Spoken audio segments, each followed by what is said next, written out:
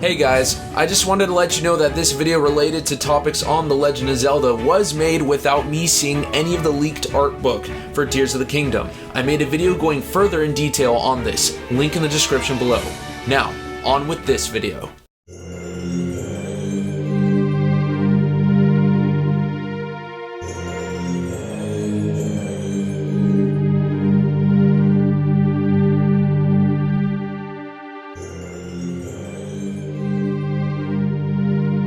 There are two mysterious factors that contributed to why Hyrule fell in Breath of the Wild. These factors can be simplified down to 1, the Sheikah Technology, and 2, the death of Zelda's mother.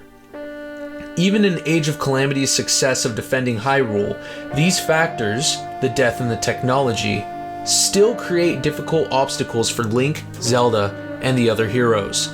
Regardless of the outcome, they are consistent. The failure and difficulty of the Sheikah Technology, and Zelda's mother's sudden death. While these topics have been discussed thoroughly by many across the communities, I believe in a new perspective on both of them, that there is a correlation among them. Once again, who is Zelda's mother and what relevance does she have? Zelda's mother is an important character in Breath of the Wild and even Age of Calamity, being a character not shown but having a huge impact. The royal family and others in Hyrule are aware of the sacred roles within the princess, the hero, and Ganon by the time period that Breath of the Wild encompasses itself within. They know that the hero and the princess must be ready for the return of Ganon. Thus, each Zelda of the age is trained to use her sealing power, the power to seal Ganon away.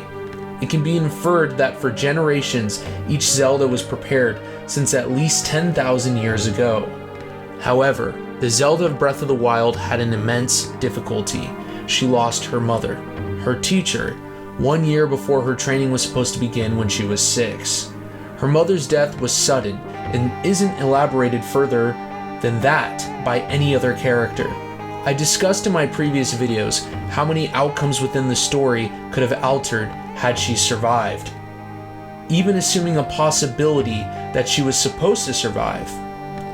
It's safe to say through the journals and mentions related to her that the Queen had already awakened her power. Without her teacher, the main Zelda was ill-prepared to fight the Calamity. But we need to go further down this mystery, below the waters of this iceberg.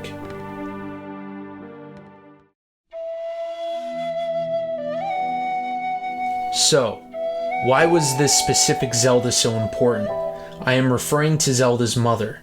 Why wasn't the grandmother or the great-grandmother targeted? Why not take away Zelda's grandmother from her mother and affect her learning? Why does this terrible fate choose this specific duo of queen and princess? What other importance could the queen have? Did Hylia wish to bring her to ascend, or was she assassinated for more than what we think? Perhaps the queen is quite remarkable in many abilities, making her a target for the Yiga, Astor's tribe, or even Ganon, or all of them. I believe the lore of the games can give us some hints into these questions.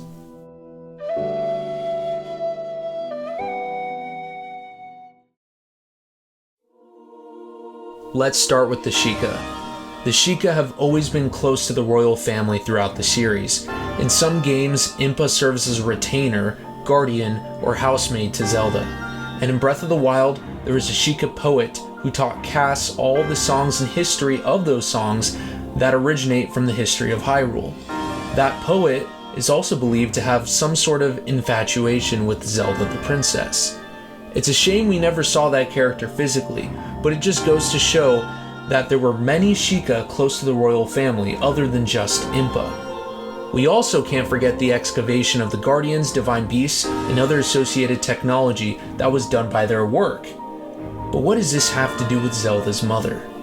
Hold on. Before Breath of the Wild, the Sheikah were just a loyal tribe to the royal family and represented warriors. It wasn't until Breath of the Wild that we saw their intellectual prowess, being inventors and scientists. While their peak was 10,000 years before the events of the game, Sheikah scientists still existed and knew how to figure out the Guardians and other associated technologies. In Kakariko Village, they look like farmer warriors and that's pretty much it. But in reality, they still knew at least a bit about their technology. It's obvious that the utilization of their technology was still taught among each generation of Sheikah. So what if they also taught others close to them? King Rome might have been a stubborn and old school type of guy. I mean, he kind of was. But what if there was someone more open-minded? What if there were others in the royal family that learned about the tech? What if Zelda's mother learned a lot about it? So, how in the world could Zelda's mother have learned how to use the Sheikah technology? What proof do I have? Well, we got one huge revelation of a cutscene in Age of Calamity. In the climax of the game, Zelda recalled memories of her mother and Terraco, one of them being when Terraco was finally built. Now, if you played Age of Calamity in the post-game, you will understand how powerful of a tool and weapon that Terraco is.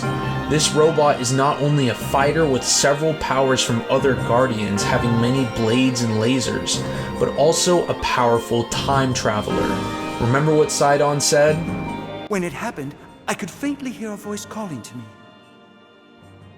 As I searched for who it was, I suddenly saw my dear sister under attack. According to the cutscene of Terraco being created, Zelda is supposed to be 6 or younger. Her mom died when she was 6, and who was in the room when Terraco was created? The mother. So Zelda must have been 6 or younger, and you're telling me that she made Terraco all by herself? Yeah, right. My proposal is that the very young Zelda received help from her mother. I believe her mother must have done 90% or more of the work to help build Terraco, then allowing Zelda to put in the final piece.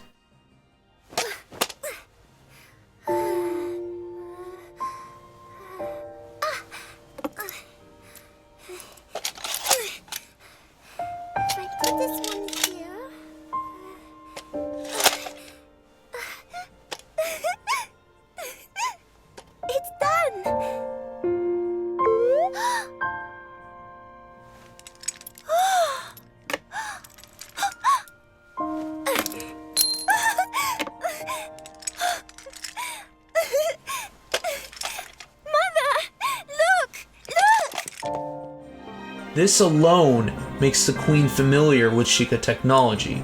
Actually, quite more than just familiar. Also, remember the shield device Zelda gave to her father earlier in the game? That was Sheikah Technology. It saved the king's life from a bunch of guardians. It was a difference maker. Where did Zelda get that? On a stroll with her mother. Her mother must have made sure she kept it. This is from a long time ago. It's a relic I found one day while Mother and I were out exploring.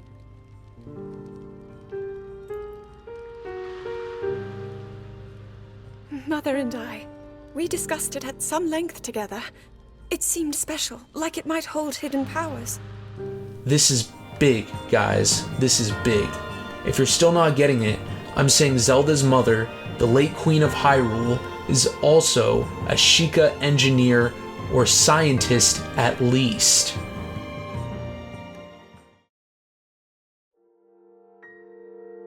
The late Queen must have been very powerful.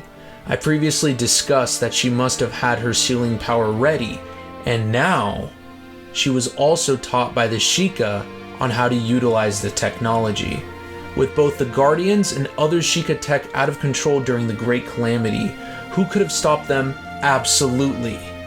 With both power awakened and knowledge on their processing, it could have been Zelda's mother. But she was gone. Dead. It was too difficult for anyone else to have all of these capabilities. Zelda's mother was taught by many. Taught by the grandmother of Zelda, and taught by the Sheikah, who were still educated on the technology even after those 10,000 years at their peak. This, of course, came with a cost. It made Zelda's mother know too much, and she was a huge threat to the enemies. Thus, supports my belief on how she could have been assassinated. She had to be taken out to ensure Calamity Ganon's victory, even if the heroes would truly win later on.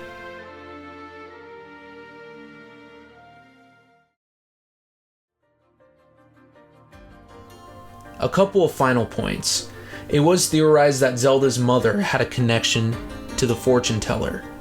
While I could probably go deeper into this concept in another chapter of this grand conspiracy, it is interesting to think that with all this knowledge of Sheikah technology I assume the Queen to have, could she have influenced the decision of the excavation of the Guardians and Divine Beasts? This is something worth diving into, but not now.